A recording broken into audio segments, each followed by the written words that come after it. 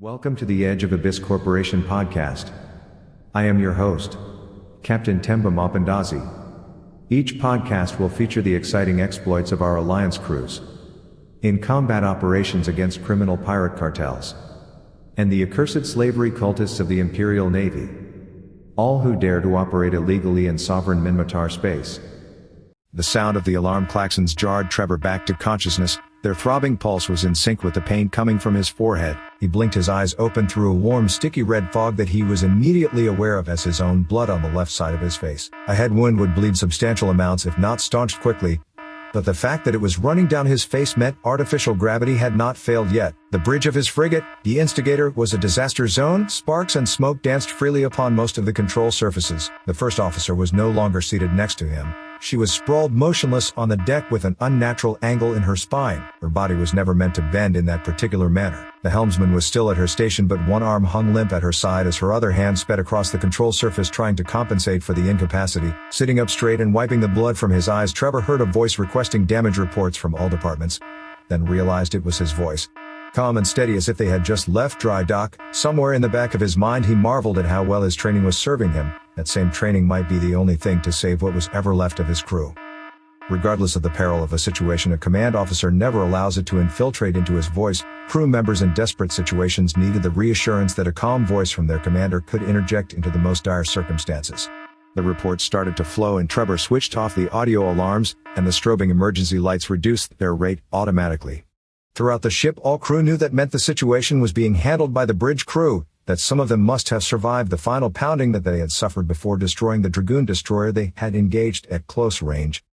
Frigate versus destroyer is a dicey encounter under the best of circumstances, but they had warped in on top of this slavery cultist and tackled it before it could even recall its flight of combat drones. Speed had become their best friend as they spiraled tightly around the heavier armed and armored destroyer while emitting proximity blast damage from their smart bombs that chewed away at first the shields, then armor, and finally the bare hull of their larger opponent. Fortunately, the proximity blast damage being inflicted on the Dragoon also did much more damage rapidly to its flight of far more vulnerable combat drones when they returned to target the Instigator. Ensign Adria Jaguar was a naturally gifted pilot with ice water in her veins and reactions quicker than the cat from which her family had drawn the surname she carried. The vast majority of the devastating damage the Dragoon sent in volley after lethal volley towards them was avoided by superb piloting that never gave the Dragoon laser and missile crews a good target to hit. Nonetheless, the vastly outmatched frigate still took a horrible beating from the 3 flights of drones carried within the destroyer before they were obliterated by the smart bombs. The intermittent hits from the Dragoon's main weapons turrets inflicted an increasingly devastating toll. At the end, it had been a very close thing. They had been totally peeled of their shields and armor, and were taking damage directly to their bare hull by the time they finally blasted the Dragoon and most of its slavery cultist crew to the hell they deserved. Ironically, the final volley from the Dragoon had struck close to the bridge and had severely, if only momentarily, impacted the ability of the Instigator to fight back. Captain Trevor Ronan had once again cheated death by his willingness to dance between the jaws of a target larger and more heavily armed than his own vessel. Trevor was proud of his crew and they all had performed flawlessly. Being commanded to attack a vessel that by all rights should defeat you is a test of the crew's belief in each other and their confidence in their captain's tactical ability to engage enemy vessels in such a way as to always escape with a victory. The broken hull of the Dragoon destroyer was now a pile of scrap.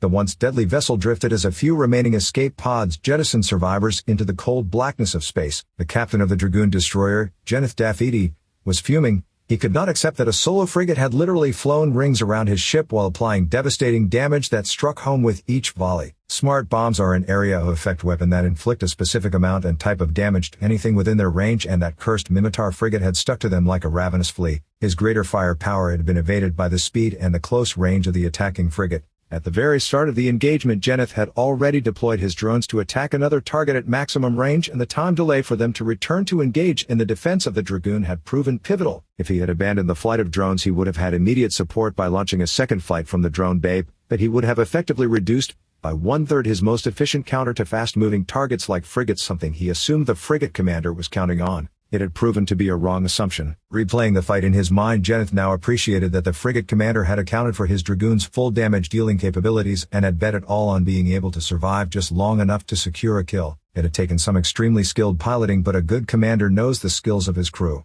Kenneth winced and almost doubled over in pain. Around him floated bright red orbs, his own blood gushing from a wound that ripped him from collarbone to hip. The bridge had been smashed almost beyond recognition, and as his vision narrowed to a darkening tunnel, Jenneth knew his end was near. Had the convoy of supply ships he attacked been bait?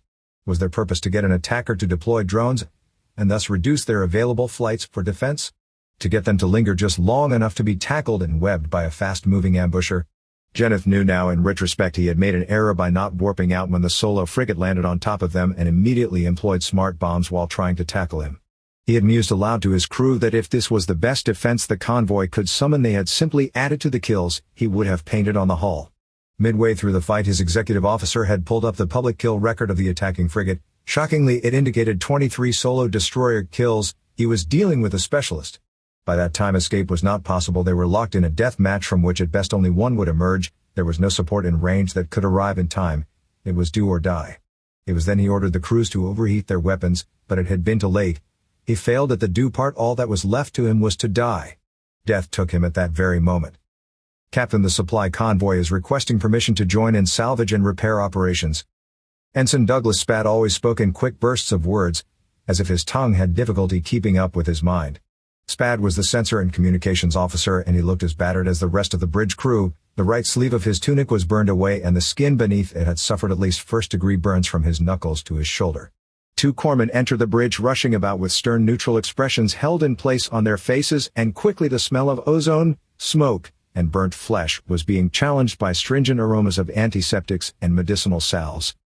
Signal them to approach and to deploy full medical teams. We are going to need assistance before we jump out of this system. Aye, sir. They are inbound with the mobile depot so we can swap out our more severely damaged modules. Deploy our salvage drone. I do not want to encourage any random pirate passing by to think that destroyer wreck is fair game. Aye, sir. Drone deployed and salvaging has begun. Ensign Jaguar, will you be able to keep us in a fast tight orbit until a replacement helmsman can relieve you? Aye, Captain. My other arm hurts like hell if I try to move it, but I can keep us moving as you direct until we settle out what needs crewing first to replace losses. As they spoke, a corpsman ran a quick scan of Jaguar, gave her a shot of something, probably for alertness, because Trevor noticed her entire body shook for the briefest of moments, and her posture straightened. Pain was part of being on duty. Absent life-threatening injury on duty, crew in engineering, weapons control, and the bridge were never administered pain shots that might slow their reaction time without the prior approval of the captain.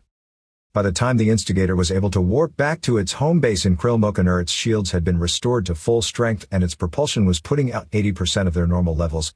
The repair crews had done a fast job. Lingering around a kill zone with a weakened ship is never a good idea.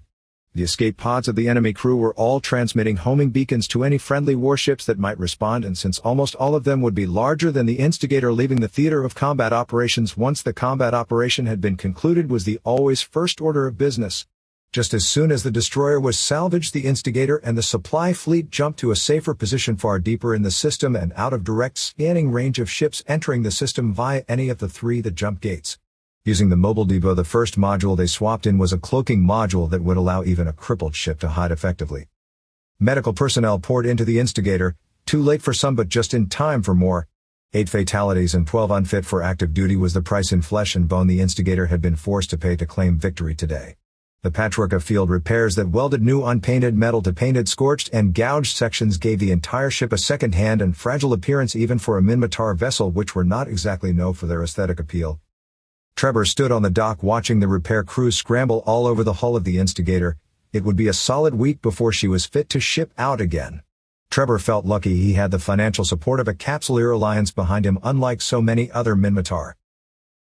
Thanks for listening to the Edge of Abyss Corporation podcast. If you would like to hear the next episode, please click on the subscribe icon. If you like this episode, click on the like button. Click on the notifications bell to make sure you do not miss future episodes. Our thanks to Crowd Control Productions for inventing the EVE Online sandbox we base all our activities upon. You can play EVE Online for free. Without question, one of the longest-lasting, well-designed, player-centric, massive multiplayer games ever presented to a worldwide audience. When you do join EVE Online for free, join us for future combat operations against the inhumane slavery cultists of the Imperial Navy and the criminal pirate cartels operating in sovereign Minmatar Republic Space. Our theme song, Space Above and Beyond, was composed by the late and still great Shirley Walker. Join Edge of Abyss. Fly with the best. Death to the rest.